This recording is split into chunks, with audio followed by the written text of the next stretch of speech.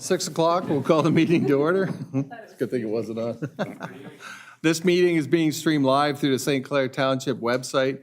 By attending a public meeting of council, you are consenting to your image, voice, and comments being recorded and published to the township website. Anyone who is invited to speak will be recorded, and their voice, image, and comments will form part of the live stream and public record.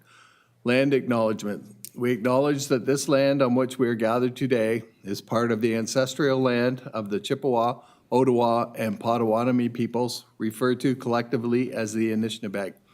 It is through the connection of the Anishinaabe with the spirit of the land, water, and air that we recognize their unique cultures, traditions, and values.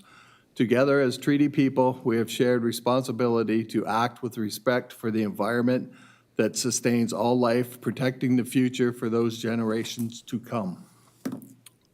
Declaration of pecuniary interest. If anyone has one now, you can say it or wait for the appropriate time. Be it resolved that the minutes of regular council meeting held on September 15th, 2025 be received and approved. Do we have a mover for that? Councillor Lagus. Second. Councillor Brown. Anybody have any questions? All those in favor? Carried. Be it resolved that the minutes from the following township committees be accepted and approved. St. Clair River Trail Committee meetings, minutes, June 25th, 25. Heritage St. Clair minutes, September 17th, 25. And Moore Museum Advisory Committee minutes, September 2025.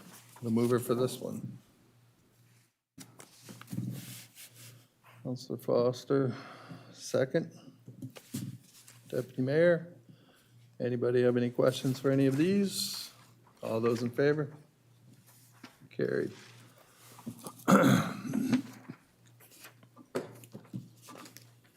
All right, 6-1, Kiwanis Club, Corona Library mural proposal.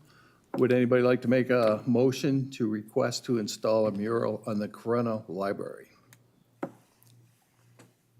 Councillor Foster moves. We have a second. Councillor Langstaff. Any questions? All those in favor?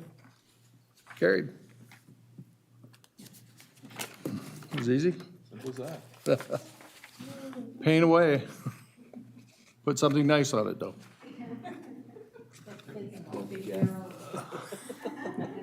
Yeah, that would be all right, wouldn't it? Okay.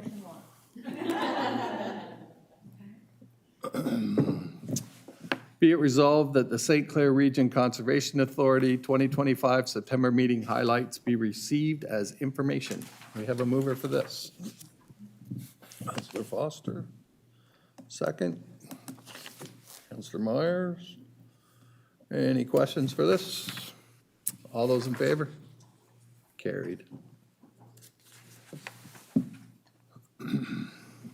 Be it resolved that the closure of alley Moortown report submitted by Clerk Jeff Bernick be received as information, and that the north-south alley south of St. James Street between Sophie and Elizabeth Streets be declared surplus. Do we have a mover for this? Councillor Langus. Second. Councillor Brown.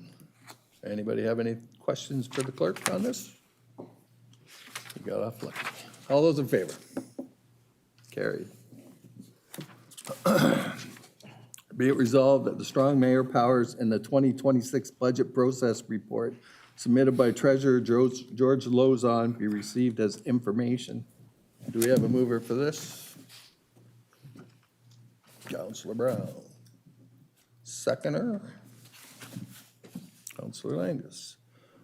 Before we get going, the date, what was it, the 20th, Pat, or Councillor Brown, was that the date you have a conflict with? I think, yeah, we wanted to do the budget, the council presentation was on January 29th, which conflicts, I'm out of the, away at that time. No, I think it was, George, was it, that was it, the 29th? Yeah. So are we able to move that up I'm sure we can. Yes, we can move it to any day that council wants. I was just picking Thursday, so we can go the 22nd, the 15th, or the 8th, if you want to keep it I'll on pick a day. Thursday. Where everybody's available. I'm good myself. Good? You guys all, everybody else good?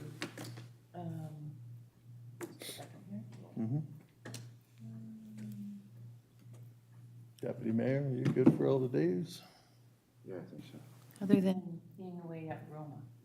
Okay, yeah, well, we won't do that one. Counselor Brown, when do you go? I believe it's, I'm gone from the 22nd through the 31st. So George, you're able to fit in another day before that? Okay. I'll leave it with you and you can contact. Okay, thanks. The question I have is, do you want to deal with this in January? I realize earlier is better, but is there any reason that couldn't go out into February?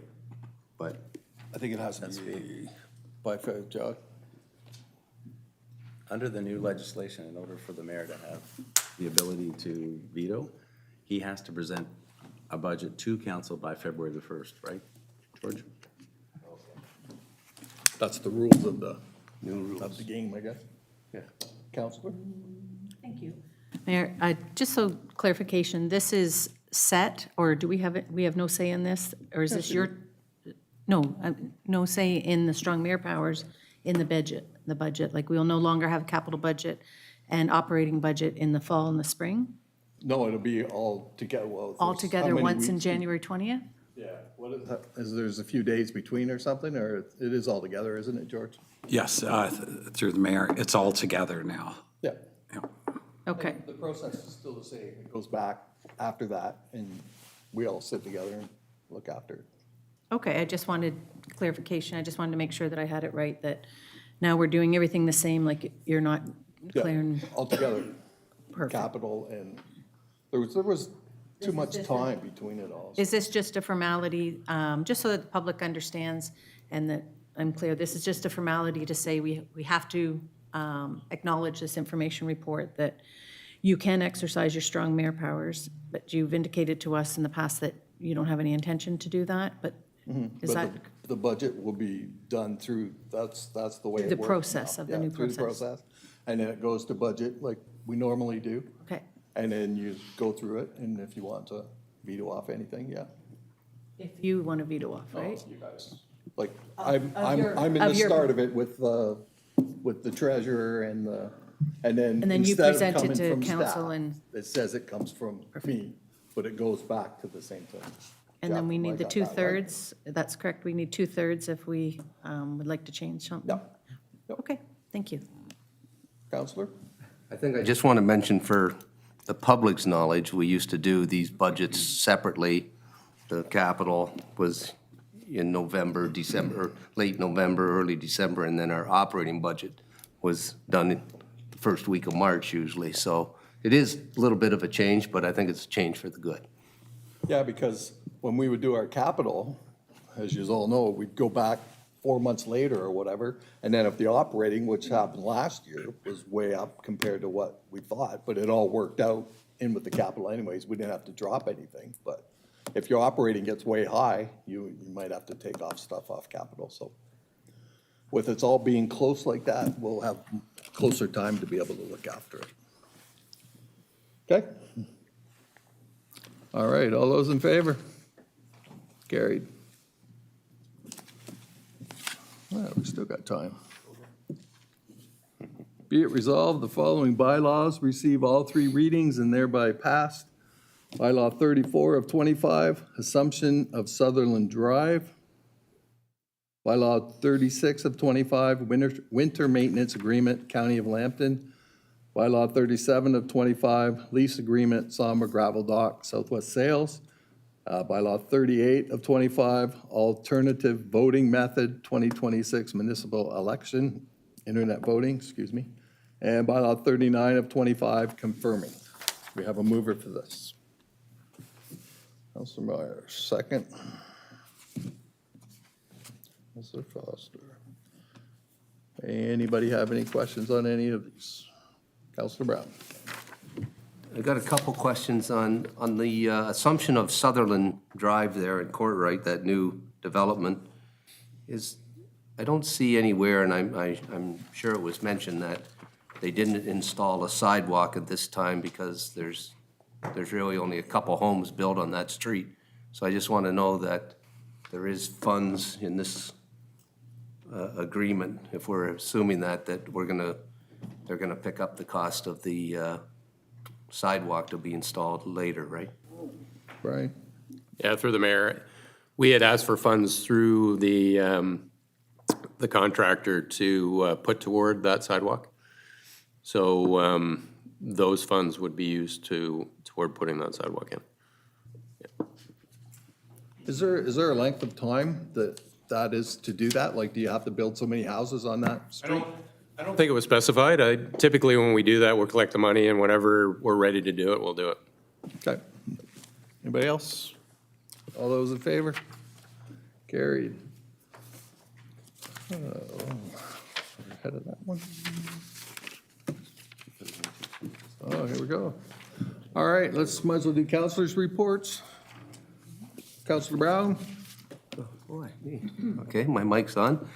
October 10th, I had attended the meet and greet with the Minister of Emergency Preparedness and Response, MPP Jill Dunlop, and our MPP Bob Bailey was held at the Emergency Services Building in Corunna. It was a very informative presentation by our Emergency Services Department, and thank you to Chief Boys and everyone involved for making this happen. On Saturday, October 11th, attended the Brigden Fair, a very large turnout and lots of traffic congestion. I don't know how we handle that, but hopefully it'll get better over the years to come. October 14th was at the Moortown Campground Committee meeting. And on October 16th, the St. Clair Region Conservation Foundation, we did a tour of the Shetland Conservation Area and prairie grasses, that the seed that's just growing through different prairie grasses and functions that the proponent that looks after that, they have so many acres that are designated for this seed production. And as you drive along Highway 40 between here and Wallaceburg, you'll notice that a lot of they've established natural prairie grasses along the sides of the Highway 40 here, which is one of their good display areas that they really promote. And it leaves it natural and less maintenance in the future. And then we had a meeting held at the Don Euphemia Community Center afterwards. I also want to take a minute here to remind everyone to test their smoke alarms this month. We're less than 2 weeks away from Halloween, and a reminder to the residents to slow down and obey the speed limits with extra caution. There'll be lots of kids out trick-or-treating, so that's it. Thank you, sir. Counselor Foster? Thank you. On October 10th and 11th, I was at the Brigden Fair, working the gate and people mover. And the attendance was really up. It was an excellent day. A well-oiled machine from many people from out of their London, all over the place that had come. And kudos to the volunteers for a great job that they did. And I was going to ask staff if they could look into, it was brought to my attention for the EVs, Switch Energy, and Jeff, I could forward this information to you if you don't get it all. In November 3rd, they're going to open, the Ontario Ministry of Transportation is going to open funding again, and it will close December 15th for EV, and they would fund up to 75%. Depending on in the municipality, but you would have to pay it upfront, is my understanding. So I know there's been some talk, constituents are interested in EV chargers, and I was wondering if staff could look into that funding. I looked on the website, there's nothing available yet, but it does say that it's opening on November 3rd. And a big shout out today, as I was going to look at a few things around the township. I noticed that Rose Atkins and Ann Stratton from the St. Clair River Trail were out on the trails picking up debris after it had got swept. And I just want to thank all the volunteers from the St. Clair River Trail for their efforts for keeping our township looking great. And that is it. Thank you, Counselor. I'm glad you got that EV open. Ron sent me a bunch of them too, and I couldn't open them up. I was scared of viruses, but I was going to check with John after. So thank you. Deputy Mayor. Thank you. I attended the emergency service meeting with the minister as well, and I was very impressed with the display that our emergency people put on. It was, I think, very informative for her and certainly for us. On the 15th, I attended a county committee meeting. And the other thing I had a couple of weeks ago, I talked to the CAO about a bridge, Marshy Creek Bridge, just north of Port Lanton, where a young girl was biking to school, and she went off it. Fortunately, her father's weather, and he jumped in the water and pulled her out. But I was wondering if anything could be done there on a temporary basis. I know that bridge is due for replacement, but can anything be done to see that doesn't? I mean, it could have been tragic. So just wondering if there's anything we can do temporarily, at least, to prevent that from happening again. Brian, can you put that on your list to look into? Okay, that's it for me. Thank you. Thank you. Yeah, that is important if they're falling off. Counselor Angus. October 8th, I was at the Brigden Fair doing the tags for the exhibitors. On the 10th and the 12th, I was in the kitchen at the fair. On the 14th, the campground meeting. The 15th, the heritage meeting. The 16th and 17th, I was delivering the St. Clair Heritage booklets to all the schools, all 7 schools. They were very receptive and are looking forward to the kids going through them. On the 18th and 19th, I scored for the biggest men's tournament over at the golf course, 46 teams, 184 players. In the rain, in the wind, in the nice weather, we had it all. So I was wondering if there was any update, Brian, on the hydro pole situation on the corner of Bentic and Cameron. Yeah, through the mayor, we have been looking into whether there's, the new pole that's been installed by Hydro is fully functional. And once we have that, we're going to be removing the one that's in the sidewalk, yeah. Okay. Yeah, so And we're working on it. my other question is about the road construction by Brigden Public School. When I went out before the fair to get the passes, I went by and there was nobody doing any work there. And then when I went again this past week to deliver the booklets, there was still nothing happening. So it's just kind of, it looks like it's abandoned. There's no I hope not. construction vehicles there at all, just messy. Brian, you have any update on? I will have to follow up on that, so I'll get back to you. Thank you. Thank you. Counselor Myers. Since our last meeting, I've mostly been working diligently at Brigden Fairgrounds, setting up and for the fair and working at the fair. And I did attend the fair opening. There's an upcoming storyboard unveiling Saturday, October 25th at the Smith White Cemetery for the Heritage Committee. Got you. That Brigden Fair lasted a long time. Did a good job with the opening out there, Well, too. there's, most people see 4 days of fair, but there's weeks worth of work before and a couple weeks after cleaning up. Well, no, only a couple of weeks because everything's got to get put away, so. Yeah, I remember lots of time put in. Counselor Langstaff. October's a pretty busy month for us, but fortunately enough, our family was allowed to make it to the fair a few nights. And that's all I have to report. Thank you, sir. I went to the Dawn Hub of Enbridge for United Way fundraiser, fish fry, and a raffle. And had a good time out there, and they put on a big show. Emergency Services Building to meet Minister Jill Dunlap to actually thank for the $50,000 grant that her ministry gave us. They were very impressed with what goes on here in St. Clair. Attended the Brigden Fair opening, brought greetings, participated in Brigden Fair, tons of people. Volunteered in the kitchen like everybody else, flipped the hamburgers, many of them. I went to county meeting. I met with the new Shell Vice VP, Bonnie Yu, had a good meeting with her. Went to the ribbon cutting of the new RE/MAX office in Corona.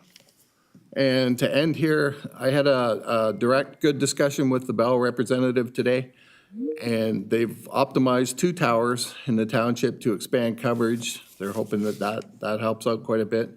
And they have scheduled actually a new tower coming online, scheduled to come in the second quarter of 2026. So it sounds like they're really, really trying to help us out. So that's about it. And seeing as it. Hopefully, yeah, they have all the areas where there is, problems and they're, how it goes. So hopefully it helps out everybody, but they are trying. The upcoming meetings, regular meeting November 3rd, 25 at 3. Regular meeting session 19, November 17th, 25 at 6. And regular meeting section 20, December 1st, wow, 25 at 3 p.m. So we're going to go backwards here.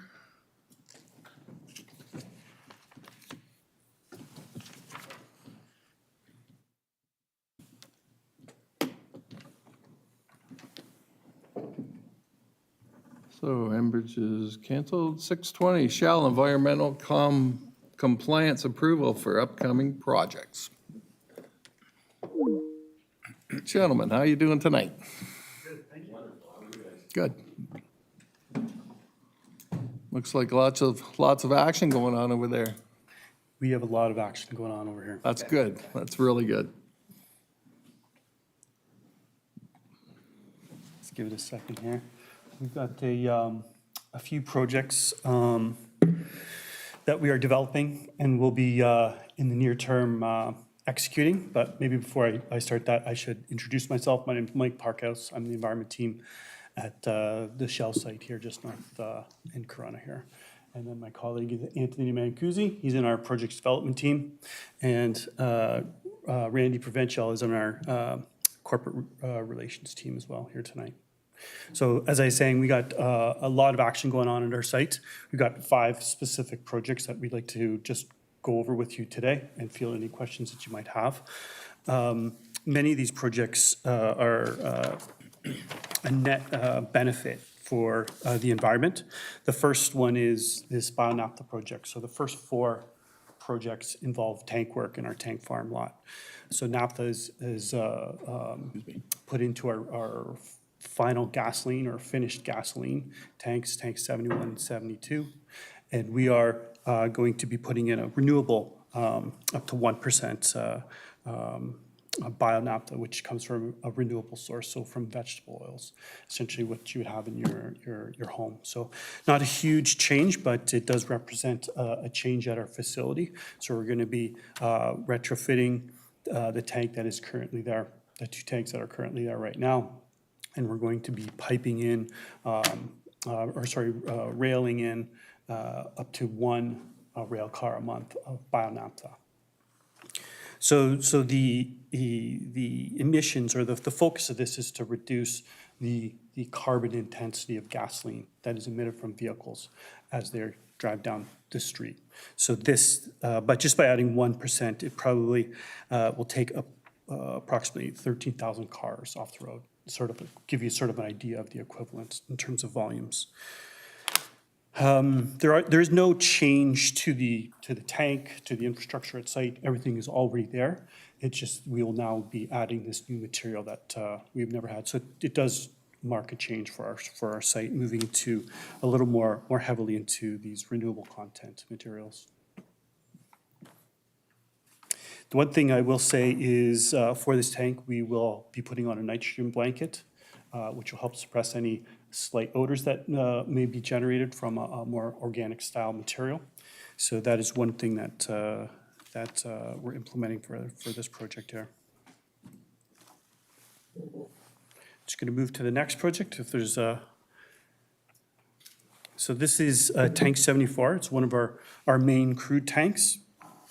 And essentially, it's a external floating roof. So if you can imagine, it's a cylinder with a roof that floats up and down on the surface. So we're going to change it to an internal floating roof. So we'll still have the external floating roof, but we'll be putting a dome in over top of it. And so that represents about a 7.5-ish kind of % reduction in the emissions from that particular tank. So again, not huge change, but we're moving in the right direction. So it does help with the operation of that tank. It keeps rain and snow off the roof. So there's not, it reduces the possibility for the tank to fail, the tank roof to fail. So this is considered probably the leading edge technology. So we have one tank already with this technology. So we're going to have 2 now. We have 5 total crude tanks as well.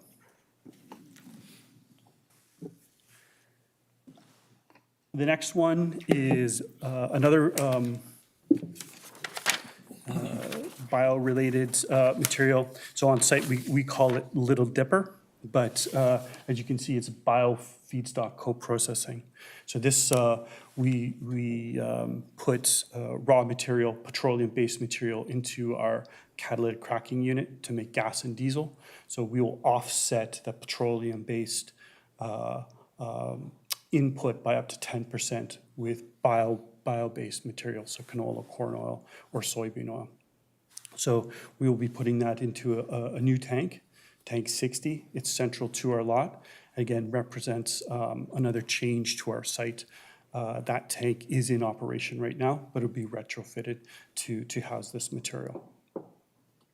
The material will be taken in by rail. I can't remember, do I have it written down here? 2 to 4 rail cars per day to our neighbor to the south of us, and we'll be pipelining it directly into tank 60, which will then be fed into that cracking unit. So again, this is based on reducing the carbon intensity of fuel as the cars go down the highway or down the road.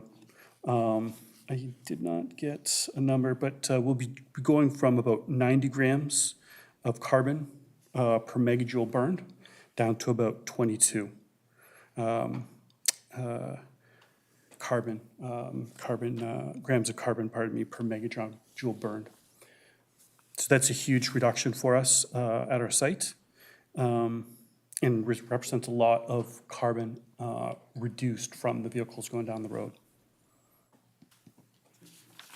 The last one is another tank project. It's a vapor recovery unit, but it's going to be attached to one of our tanks that's in our unit. It's the UDEX unit. I don't expect you guys to understand what that means, but it is being put in to reduce the benzene that is emitted from that tank. So we had a pressure relief valve, so we'll be drawing off material from that tank and be putting it through banks of carbon to capture that material. So Anthony is the actual project manager on this project as well as the next one here. What else do we have to say for this? So I guess the other aspect to this project, there will be a continuous emissions monitoring device. So we'll be able to determine whether it's meeting its performance specifications, which is, again, a good change for our site. So these 4 projects, plus the next one that we're just about to introduce, I'm going to pass it off to Anthony in a sec here, we'll be having environmental compliance approval applications be prepared. I mean, the standing statement is all of these will be prepared to meet environmental emission limits. Okay, so that is a full stop statement for Shell. So I'll say that now. I don't know if you have anything you want to add for UT4? No. But then, so I'll pass off here to Anthony, and he can talk about the next big project here. Oh, sorry, let me go back. There you go. Okay, again, like I said, my name's Anthony Mancusi. I'm going to be the Shell project manager on this opportunity. Obviously, this opportunity here is regulatory-led to ensure compliance with the new SO2 regulation that comes into effect January 1st, 2029. This is probably the largest single capital project, I don't want to say probably, it is the largest single capital project that Shell has ever undertaken, so it's massive. A lot of pots, a lot of pans, a lot of pieces of equipment. We've got a 3D model, a dumbed-down version, to kind of show you the extents and how much equipment is coming in for this project.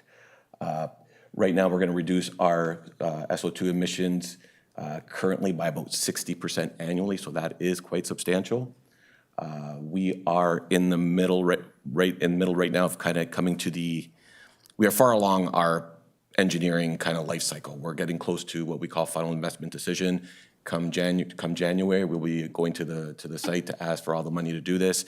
We've started in the field this week. We have an old unit that we need to basically demo to make room for all this new infrastructure. As you can appreciate, this is a very old refinery. Real estate's at a premium, so ideally, we would have liked to put the whole SO2 project or the whole scrubber project into one location. Unfortunately, that wasn't possible, so we've had to spread it over a large footprint at our site.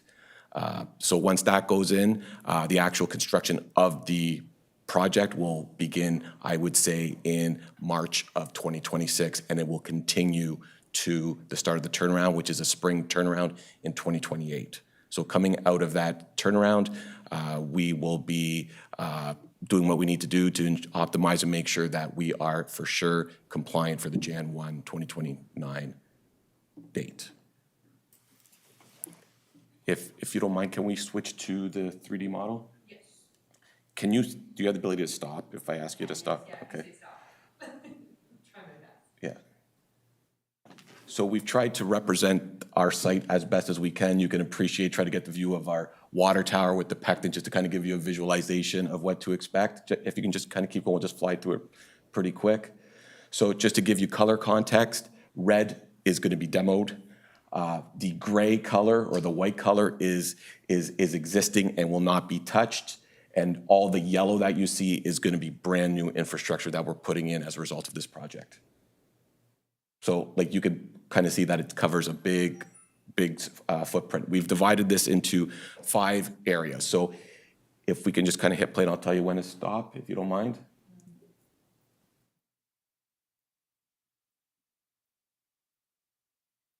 So when you come to right about here, if you can just stop right there. So this right there is what we're calling our purge treatment unit. So everything that kind of comes out of our scrubber will be going to this unit to be treated, okay? In that unit, we're gonna have a clarifier, we're gonna have a couple oxidation tanks, we're gonna have a bunch of pumps. So basically what we need to treat the effluent or discharge that's coming from our scrubber unit. So when I was saying we started in just this week demoing, we're starting to demo all this old furnaces and reactors that have been there and air gapped for a long time. Can we hit play again? If we stop right here, now this is like the piece de resistance. This big tall tower here is our brand new caustic scrubber. It is approximately 230 foot tall. It's going to come in 4 segments. So the base of it's about 14 foot in diameter, about 60 foot tall. That is like the scrubber unit, which is basically right here, right before it kind of narrows off. And then we'll have 2 sections of stack that go on to it. So the 3 pieces, then there's like another thimble piece right here that we'll have to put in, and we need to do that for logistics. During the turnaround here, like what we're basically 90% of this project will be constructed outside the turnaround. So to me, the scrubber will be up, all the pumps, that PTU unit, everything will be pre-constructed, pre-commissioned, ready for the turnaround. So our mandate is always minimize the amount of work during the turnaround, and the work that really is gonna happen during the turnaround has to do with the duct work, which basically connects to the existing high stack, which is this guy, which is 250 feet tall. So basically in the turnaround, basically gonna, for lack of a better word, basically divorce the existing units from that high stack and direct it to the new scrubber. And that is going to be the lion's share of our turnaround scope. Okay? So if we can, so that's another section. So we've talked about the PTU section, and we've talked about the scrubber section. If we can kind of scroll around here, if we can just kind of stop here. Good job, that's awesome. This right here is going to be our caustic tank. It is an existing tank at our site. We were just going to refurbish it, bring it to its original splendor to be able to accept the amount of caustic that we need. So that tank will store about 30 days of caustic, which we require for our operation. And again, existing pipe racks, we're going to maximize that and basically pump back and forth to our caustic pump building, and that will pump basically into both the scrubber unit and the PTU units where we do need caustic for our process. So that's the third of the different the work areas. If we can just stop here, another one we have is what we're calling like interconnection. So it will be basically everything like to and from the units. So existing pipe rack, we will be expanding where we need to install pipe, cable tray, et cetera, et cetera. And then the last one here, which is not really shown on here because there's really not much to show, is our wastewater treatment facility. Basically, the scope right now is very, very minimal, but everything will be compliant with regulation. We're not going to be, you know, everything's going to meet at the end of this project. So again, that was just kind of like a high level kind of float through our model. As you can appreciate, we're bringing 30 brand new pieces of equipment, and there's a lot more like infrastructure and whatnot in here. I don't know if anybody's got any questions, anything?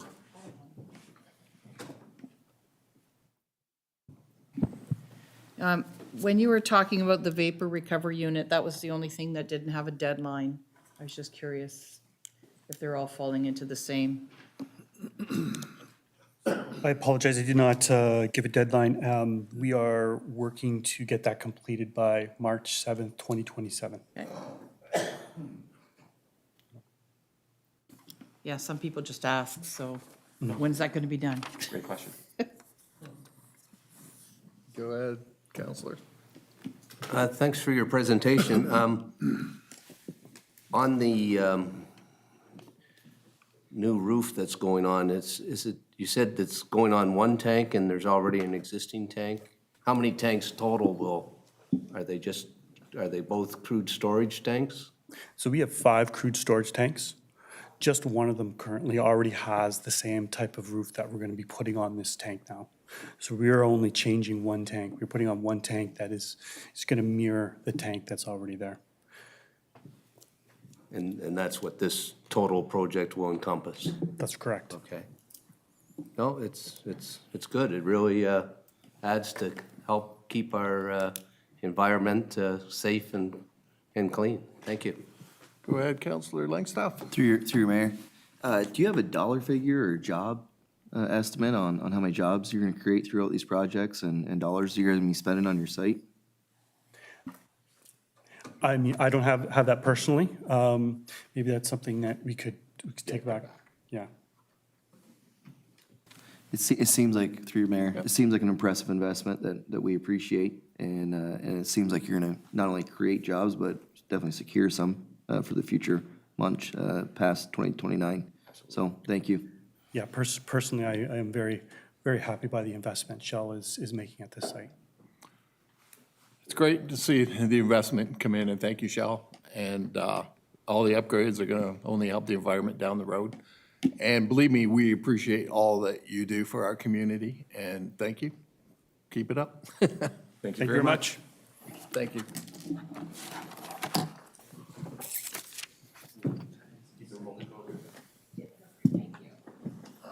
Who do we got next? Todd. Yeah, you too. Thank you.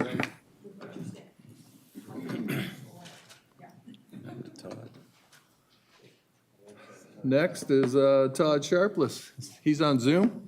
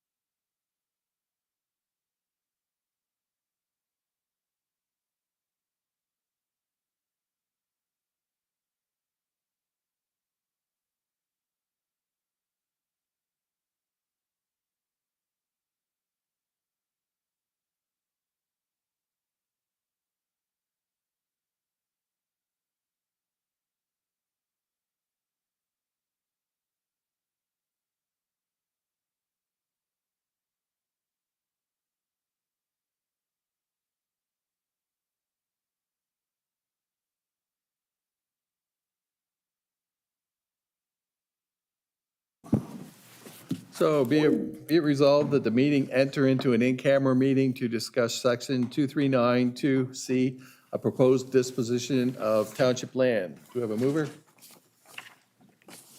Counselor Langus. Second, Counselor Myers. All those in favor?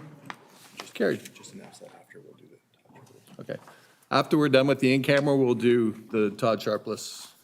So we'll come back to him. Thanks.